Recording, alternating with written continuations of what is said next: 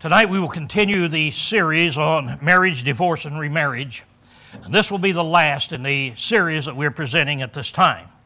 So if you want to, you can turn your Bibles open to 1 Corinthians chapter 7, because that's the chapter we're going to be analyzing tonight, and then we'll be through with the series after we see what the Apostle Paul had to say.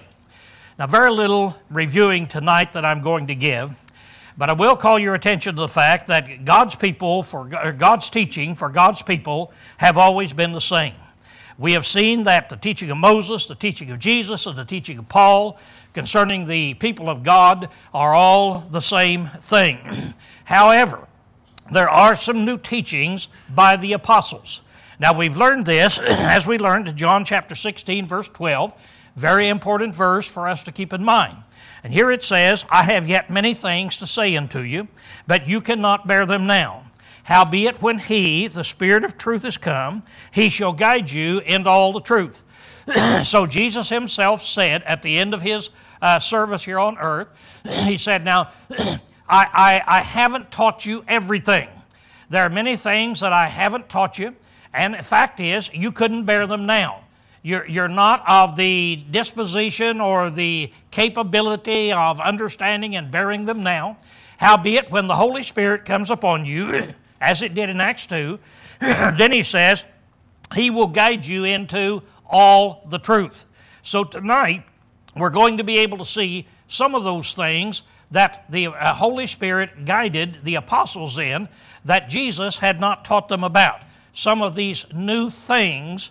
And so keep your mind open, keep your Bibles open as we take a look at this. Now, in 1 Corinthians 7, I have illustrated it by a file cabinet.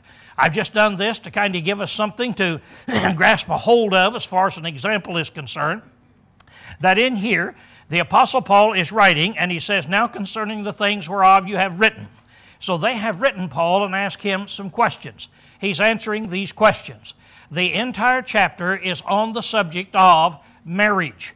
What do certain people do under certain circumstances? We've been studying them as we just go down the list in the 7th chapter. And here it is. Last week we studied these 4 groups. That is, he gave a general statement. He said, now the general statement is that I want every man to have his own wife and every wife to have her own husband. And he said, I want that to be done because of fornication, so that each one can fulfill the sexual desires of the other, and you'll not be going out and committing fornication. Then he dealt with the happily married people, and he told them how to conduct themselves one toward another. Then he mentioned the unmarried, and he told them they can either get married, or if they don't want to, they don't need to get married. Then, a very important passage, we dealt with the unhappily married Christians. What happens when 2 Christians are married and they are unhappily married? They don't like each other. Those are the ones that we dealt with this last week. Now tonight, we're going to study the rest of the groups that the Lord didn't address. Now I want you to notice in verse 12, there's a very important verse, so don't overlook it. He said, but to the rest say I, not the Lord. Now, to these unhappily married Christians, he said, I say, then he said, not I, but the Lord. In other words, the Lord has already talked to these unhappily married Christians and told them what to do. Now then, after he covered that, he says, now to the rest. That is, there's a lot of other groups. And to everybody else now, I'm going to give you divine teaching that the Lord didn't give. So now get ready, because Paul is going to tell us some things that we haven't studied and that the Lord didn't teach while He was upon this earth. Now the rest of the groups are going to be these. These will be the ones that we talk about tonight. A Christian married to an unbeliever. Then people who become Christians. And then a virgin in time of troubles of society. And then divorced people. Then either a father or a man in love. And then widows. So we're going to go through this whole group, and it'll not take us really that long to get through them, because the teachings really are very simple as we take a look at it. Now, I want us to note as we start out tonight, because this is important. And that is, last week we studied about an unhappily married Christian to a Christian. Now tonight we're going to be studying about unhappily married Christian to an unbeliever. Now the teachings are going to be different. Obviously, they're not the same. So last week we studied the top one. Today we're going to start in verse 12, and we'll be studying the bottom one. What happens when a Christian is married to somebody who is not a Christian? All right? As we look at this, we need to, first of all, see what did we learn last week? What could be a difference in here? Now, Paul, last week, talking about these two Christians, he said he and Jesus agreed on this teaching. He's teaching you what Jesus has already taught. So there is an agreement there. Paul's teaching in 1 Corinthians 7, verses 10 and 11, is exactly the same as Jesus' teaching back in the gospel. Paul said they are the same. Now, here's what they were. So look at them. Paul says in 1 Corinthians 7, he said that a Christian, to an unhappily married Christian, you are not to depart. He said, but if you do depart, in other words, he took it into consideration that people will do that. So if you do depart, then you remain unmarried, don't go out and get married again, or you be reconciled one to the other. Now that's what Paul taught in 1 Corinthians 7. What did Jesus teach was the same thing. Back in Matthew 19, he said, do not put asunder. Don't you depart. But if you do put away, Jesus taught the same thing. He said, and remarry, you commit adultery, which is another way of saying you can't remarry. If you do put your mate away, you can't remarry. That's what Paul is saying. You remain unmarried or be reconciled. So the teachings of Jesus and Paul are exactly the same. Now Jesus put in, except for fornication. He said, now this teaching is true, except for fornication. If one of these people, one of these Christians commit fornication, then the innocent person can put away the one guilty of fornication and get married again. So now since the teachings are the same, and Paul said they were, then his teaching would also include that they must remain unmarried or be reconciled unless there has been fornication. All right, now that's what we learned last week. Now we're ready for a new situation this week in verse 12. A believer and an unbeliever. What do we do in such a case as this? Paul said in verse 10 last week, but unto the married I give charge, yea, not I, but the Lord. So I'm not going to teach you anything new. That's what we studied last week. Now then tonight, verse 12, but to the rest, I say, not the Lord. Now that unto the rest is important. It's unto the rest of the people. We're going to be talking about people Jesus didn't talk about. See, that's the point that Paul is making. He's telling them, I'm going to give you instructions about people that the Lord didn't talk about. So when he said, to the rest, that's throwing this out and telling us, get ready. It's not the same teaching. That's what he says. Then he says, not I, not the Lord. So now I'm going to give you this teaching. The Lord didn't give you this teaching. So there's no use of going back in Matthew, Mark, Luke, and John, read what the Lord had to say, and expect to find what I'm getting ready to tell you. That's what Paul himself had to say. So now, as we look at this, we see then that this is something new.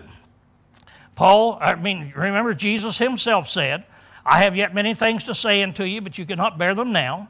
Howbeit, when he, the Spirit of truth, is come, he shall guide you into all truth. So now, Paul is getting ready to tell us more things, and when we get through studying what he said, we will know all the truth. We'll know everything then on the subject that we need to know.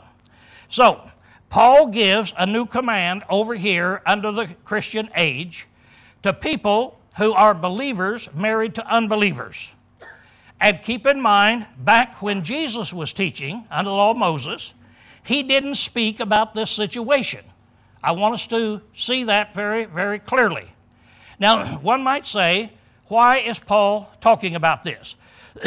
There is a passage in Deuteronomy 7, 1 through 3, where Moses said, when you go into the land of Canaan, there are 7 nations who are mean. They're mightier than you are. And he said, I want you to go in, and I want you to do 2 things. I want you to wipe them out. I want you to totally, completely wipe them out and take over the land. He said, number 2, do not make any covenants with them. Don't go in and make any agreements, and don't you intermarry. Your men are not to take their women for your wives. Their women are not to take your men. Do not marry. Well, the Jews didn't do that. And as a result, when Amos and when Ezra came back, and Nehemiah, they came back, they found, out of the captivity, they found that the Jews had actually married in there. They had done exactly what Moses said they shouldn't do. Thank you, Mitch. Now, these men tell them, now, put away your wives. Even those who have children, put them away. So now, here it is. They have to obey what God said. God said, here's 7 nations specifically you're not to intermarry with. All right? These people under Christ now, stop to think. Here it is. Paul has come along. He's gone out into the world. He's converted these people throughout the world. And now then, all of a sudden, these Jews find they're married to unbelievers. Now, the way this would happen so oftentimes would be that as Paul went out and he was preaching to the Gentile world, and he would convert a woman but not her husband, or a man but not his wife. Then all of a sudden, here it is, this new Christian says, I'm married to an unbeliever. What do I do? Do I do what they did back there to those 7 specific nations, or what do I do? So it'd be a question. So they wrote Paul and they asked him that question. What do I do if I'm a believer married to an unbeliever? All right, here we have Paul now, and he's going to be talking about a believer married to a believer. We studied this last week. Don't depart. If you do depart, remain unmarried or be reconciled. Then we found that Jesus taught the same thing. Jesus was talking to Jews, married to Jews, and he told them, do not put your mate asunder. If you do put them away and remarry, you commit adultery. All the same thing that's in here. Only one exception, and that is for fornication. All right, now here then you have Paul and Jesus teaching exactly the same thing. That's what the Bible says so clearly, we can't misunderstand it, can it? Now, Paul is getting ready to do something different here in verse 12. There's going to be a different law now for the believer married to the unbeliever. Just get ready for it. That's what Paul says. I'm getting ready to tell you these new things here. All right, now what will they be? What is it that Paul is going to tell a believer who is married to an unbeliever? What's he going to say? That's our job, is to find out what he's going to say. Now here is what the text says. But to the rest, I say, not the Lord, that if any brother has a wife who is an unbeliever, so just note that, that's who we're talking about. We're not talking about 2 believers. We're talking about a believer who has a wife married to an unbeliever, and she consents to live with him, let him not send her away. If she's happy to live, this heathen woman is happy to live with her husband while he serves Christ, then, Christian, don't you put her away. And a woman who hath an unbelieving husband, and he consents to live with her, let her not send the husband away. So again, the same way in here. That the believer is to take a stand for Jesus Christ, and if the unbeliever is content to live in that kind of a marriage, then don't you divorce the unbeliever. And he goes ahead to say, for the unbelieving husband is sanctified through the wife, and the unbelieving wife is sanctified through the believing husband. For otherwise your children are unclean, but now they're holy. This is a very difficult passage. Nobody really can speak to it dogmatically, but I think we can understand that what it's talking about is that even in this marriage, where you have a Christian married to an unbeliever, there is a difference between that and two unbelievers. Now, if there's two unbelievers, the children don't have a chance of learning the gospel. They're going to grow up like we see in the southern ghettos of Chicago today on our TV, and they don't know any different. But if there's a Christian mate, then they are going to have some teaching there. So that is what almost everybody thinks it believes. It said, yet if the unbelieving leaves. So now, what happens if the unbeliever says, I'm out of here? I'm not going to live with you while you live as a Christian. I hate that religion. I hate what you do. You're going to worship God various times, and if you don't give that up, I'm out of here. I'm leaving. Well, what Paul says is, let him leave. Go ahead and just let him leave.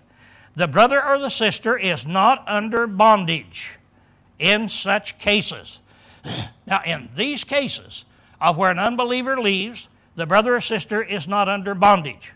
Now, evidently, there were some people who were saying, well, maybe if the Christian would follow the unbeliever, that it might be able to save the unbeliever. Well, Paul here is giving some rhetorical questions. He said, how do you know, wife, whether you'll save your husband? How do you know, husband, whether you'll save your wife? What gives you the idea that you'll be able to save them if they're that kind of a person? So he said, let them leave. That is divine instruction. Now, the question is, what does not under bondage mean? That's a big question. What does not under bondage mean? Does it mean that this person is free to marry again? Or what does it mean, really? The word means servitude. You are not a servant under that situation. So what does it mean? Well, let's take a look at it and see if we can't figure it out. Here it is, Paul says in this verse. He tells the Christian, he said, now don't you leave. If you're married to an unbeliever, don't you leave. Then he says, if the unbeliever departs, that's all up to the unbeliever. If the unbeliever departs, then he said, let him depart. And then he said that the brother or the sister is not under bondage in such cases. Now, these people over here are under bondage. I want you to notice that. You got two verses side by side. The one verse here in verse 11, Paul says he and Jesus both taught that if you're married to this Christian, you don't depart, and if somebody does depart, you either remain unmarried or you be reconciled. My friend, that's bondage. These people were under bondage. They didn't have freedom. In fact, this is where the apostles, back in Matthew chapter 19, when Paul told them the only reason that you can divorce and get married again is for fornication, the apostles then looked at him and said, well, if that be the case, it's better not to marry. It just better be not to marry rather than get yourself in a situation like this. And Jesus said, well, not all men can receive that saying because you have to be a eunuch to be able to receive it. That is, a man that doesn't need sexual relations. So they felt that they were under bondage. This person over here, if Helen comes in the morning and says, I'm out of here, I hate you, I'm out of here, all of a sudden you've got a guy that's under bondage. What can I do? Well, I can beg her to come back, and she spits in my face. I can do whatever I want to, and she says no. What can I do? Can I say, well, I'll tell you something, young lady. If you're not back here by Friday night, I'm divorcing you, and I'm going to go get married again. No. No, I'm under bondage. I can't go get married again. I have to work this thing out. Now over here, this person over here is not under bondage. This person over here doesn't have to work it out. If the unbeliever departs, let him depart. The brother or sister is not under bondage. When you take the context, you can see the very thing that it's talking about. And especially when you take this in consideration. Paul said, I and Jesus tell you one thing, but now then, to the rest of the people, I'm going to tell you something else. And that's the new thing that he tells them. So this person over here would not be under the same bondage to either remain unmarried or be reconciled. They would be free. They are not under bondage. Now, when you put this in context to see what the two believers are taught, back in verses 10 and then the believer there, one group is bound, one group is not. A believer to a believer is under bondage. A believer to an unbeliever is not under bondage in such cases. In these particular cases, then, if the unbelieving spouse departs. So that clearly is what the apostle teaches that's in there. Now look at the two statements put side by side. In verse 10, to the Christian married to a Christian, but to the married, a Christian married to a Christian, I give instructions, not I but the Lord. Lord gives the same thing, that the wife should not leave her husband, but if she does leave, let her remain unmarried or be else reconciled to her husband, and that the husband not send his wife away. Now there's one statement. Then in the next group, yet if the unbelieving one leaves, he doesn't say the same things he did up here. He said, let him leave. The brother or the sister is not under bondage in such cases, but God has called us to peace. So as you look at the two side by side, I think you can see what it is. If one is bound to the other, is not free out of that marriage, but this other is free then and would be able to go out and marry again. Now we come to a different one. Open up a different drawer. And now we're going to come to an alien who is called by the gospel and becomes a Christian. Now, when this alien is called by the gospel, they hear the gospel, they become a Christian. And just in case we've forgotten, let's look at some of the things here. Whereunto he called you through the gospel. This is how people are called, that ye may know what is the hope of his calling. Here it is, when we become Christians, we become because we've been called by that gospel. We're to walk worthily of the calling when we're with called. He called us with a holy calling. Behold your calling, brethren. Here, it's talking about becoming a Christian in here. That as you have been called by that gospel, come unto me all ye that labor and are heavy laden. Now then, that's the time when you become a Christian. All right, what happens when a person is called? What happens when they become a Christian? Now the fact of the case is that back in this Roman time, it's about the same as today, the divorce rate was just about the same as what history teaches us. It's about 50%. So about 50% of the people who hear the gospel, come to the Lord, have been divorced and remarried again. So what do you do in a case of where somebody has been divorced and remarried again? Well, you can say, well, Jesus said you couldn't. Yeah, you're exactly right. But Jesus is not talking about this. Remember, Paul said, to the rest I give charge. Now, Paul says, I'm going to tell you what to do under this circumstance. But some people say, well, what happens is that the man or woman has to divorce their present wife and go back and remarry their first wife or husband, or else remain single for the rest of their life. That's a solution that they give. Well, we'll see, really, is that a solution? Or what does Paul say about a person when they come to the gospel? So here now is an alien that comes here. Now notice what he says. He said, only as the Lord hath distributed to each man, as God hath called each, so let him walk. Now in this passage, I've just emphasized, taken a couple verses out, we'll take a look at it. I've emphasized what he says. let each man abide in the calling wherein he was called. Let each man wherein he was called, therein abide with God. And then I've given you another version, New King James Version, that says the same thing. Now he said, when you're called by God, then you abide in that calling. You come to Him as you are. We have a song, just as you are. Come tonight, just as you are. That's what this verse says. When they come, then you abide in the calling wherein you were called. So don't go back.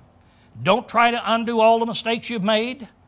You come to Jesus. You straighten up your life. You do what God would have you to do. Now, in this passage, he's going to give us two examples of what he means. He's going to give us an illustration. Now, we don't get illustrations mixed up with the teaching. Now, notice one illustration is, he's talking here about marriage. Now, you say, how do you know he's talking about marriage? Well, for the first 16 verses, everybody knows he's talking about marriage. And then for the rest of the chapter, everybody knows he's talking about marriage. So here it is. He's talking about the people that come to the Lord. You abide as you are. So notice here now what he says in verse 18 as an illustration. Was any man called being circumcised? Let him not become uncircumcised. Hath any been called in circumcision? Let him not be circumcised. Circumcision is nothing, uncircumcision is nothing, but the keeping of the commandments of God. So I said, now, it's like circumcision. And then he gives us illustration. Now, illustrations are something that are easily to be understood. When the Lord said the kingdom of heaven is like, then he would give something that everybody understood. It wasn't a complicated thing. This is circumcision. It's not complicated. Nobody at that time were confused. When you become a Christian, then do you have to be circumcised? Or if you're circumcised, do you have to go get an operation and become uncircumcised? That was never discussed. That was never discussed. And he said, now this falls in the same category as circumcision. Then he comes down and he says in verse 20, he said, let each man abide in the calling wherein he was called. Wast thou called being a bondservant or a slave? Care not for it. Nay, but if you canst become free, use it rather. For he that was called in the Lord, being a bondservant, is the Lord's freeman. And likewise, he that was called being free is the Lord's bondservant. Now, here's something they didn't have an argument about. You don't read anybody's asking. Now, when you become a Christian, and if you are a slave, do you have to run away? Do you have to become free if you're going to become a Christian? In other words, can you become a Christian and be a slave? That was never discussed. On the other hand, suppose you become a Christian and you're not a slave, you're a free man. Do you have to run over and get some slave owner to buy you? Do you have to become a slave? That was never discussed. Everybody knew, no. That's the reason Paul here is using these as illustrations. He's saying this marriage situation is exactly the same thing. Now, we might not like it. We might say, oh, that'll let somebody off. Somebody out here, they've been in the world and they've been married and divorced, and boy, we're going to let them off and we need to punish them in somehow or another. Let's let God do that. See, what I'm dealing with is a thus saith the Lord. And I want you to notice that. It's not what I like. It's a thus saith the Lord. What does the Bible teach? And the Bible teaches that you abide in that calling wherein you are called. So that gives us the answer to what we do in a situation that is like that. Then we come to another. Oh, this right here is something. That is, I put up here, there's only one passage in the Bible anywhere that I know of that talks about a wife going back to her first husband after she's been married. Man divorces his wife. She goes and gets married. Then the next guy dies or divorces her, and then she goes back. And here in Deuteronomy 24, the passage Jesus dealt with, here it goes on down, and it says in here that if she goes and becomes another man's wife, And then if the latter husband, the second husband, he hates her and writes her a bill of divorcement, gives it to her hand, send her out of his house. Or if the latter husband die, second husband die, who took her to be his wife, her former husband, the first man, who sent her away, may not take her again to be his wife, after that she is defiled, for that is an abomination before Jehovah. So to say she has to divorce the second, go back to the first, the only passage in the Bible that says anything about it is what you see there, and it says that is an abomination before Jehovah. So we come back, we just take the scriptures for what it says, and leave the rest to the Lord. All right, we go then to the next. To the next we come to virgins. That is the women who have never been married. What do you do? This is pretty easy one to look at. He said they may either marry or remain unmarried. If they want to marry, fine. If they want to remain unmarried, that's fine. Then he tells them, he said, now I'm going to give you a suggestion. I'm going to give you some advice. And that is, due to the present distress, Paul recommends that they remain unmarried to avoid problems. Now, we don't know what that distress is. We have no idea, but somehow or another, they had some kind of a cultural distress. Just like today, we have an economic distress. What happens if unemployment goes up to 25% like it did in the 30s? What happens if a man can't find a job? And then two 20-year-olds come to talk with me, and they say, Lowell, should we get married? I say, do you have a job? No. Do you have any prospects for one? No. I've looked everywhere in town. I can't find a job. No. Well, my advice would be the same as Paul's. I would say, now, here is what Paul advised. He says you can get married and it'll be all right. So I want you to understand that. You two go out, get married this afternoon, it'll be fine. Move in with mom and dad, live with them for 5 years, whatever you want to do, but that will be fine. But my advice would be, if you can, if you're sexually able to do it, wait until this distress is over. Wait until you can get a job. Because I'll tell you one thing, if you move in with mom and dad, the stress level is going to go up. It's not going to go down. So Paul then says, due to this present distress, so they had something of that nature. So he advises the virgin then, but he tells them, doctrinally speaking, you can either marry or not marry, doctrinally speaking. Now he comes to the people who are divorced. And he says in here that if you're divorced, down in verse 27, art thou bound unto a wife? Seek not to be loosed. So if you're married, don't try to get a divorce. Are you loosed or are you divorced from a wife? Seek not a wife. But shouldest thou marry, thou hast not sinned. Excuse me. Thou hast not sinned, yet such shall have tribulation of the flesh. So he tells them the same thing that he told the virgins.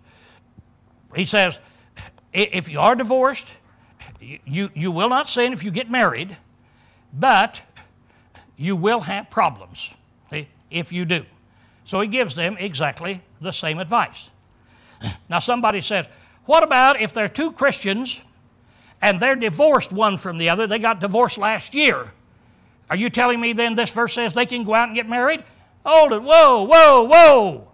That's the argument you always hear. Hold it. Go back and read verses 10 and 11. That's what 10 and 11 talks about. Verses 10 and 11 says, under this circumstance you can't do it. Then Paul says, now to the rest, to the other people who do not fall in this category. That's what he's saying.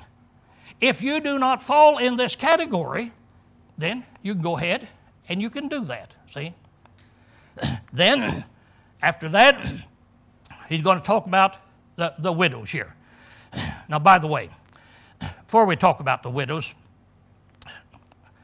I think, I don't even know, maybe I skipped over it.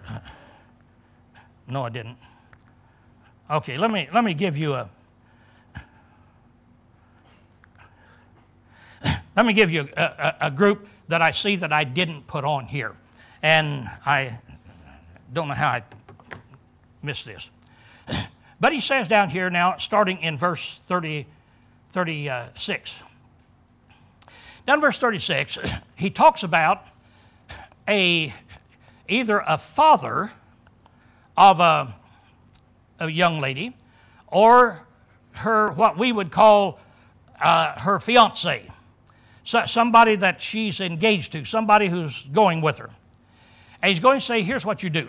Now, if he's talking to the father, he might be talking to the father. The reason I say that is because the American Standard puts in the word daughter, that if a man hath a daughter, and the reason they do that is because the man who has a daughter, he has the final say whether his daughter can get married or not. Right? And he said, now if he has a daughter and she be past the flower of her age, she's over sexually matured, and she needs that relationship, then let her get married. Same as he talked about the virgins back there a minute ago.